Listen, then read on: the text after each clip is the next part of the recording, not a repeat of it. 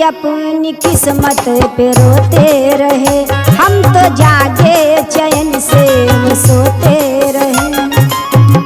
रात दिन अपनी किस्मत पे रोते रहे, हम तो जागे चैन से वो सोते रहे।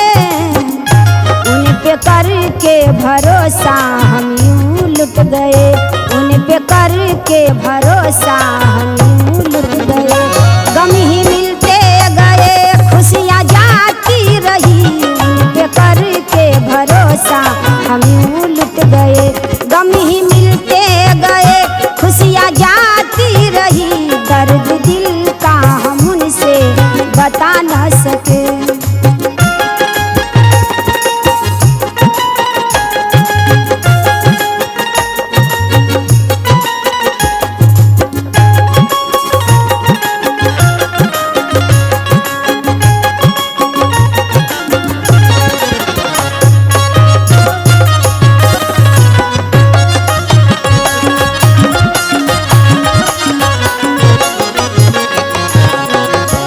किस खता पर वो नफरत दिखाते रहे, जाने क्यों हमको इतना सताते रहे।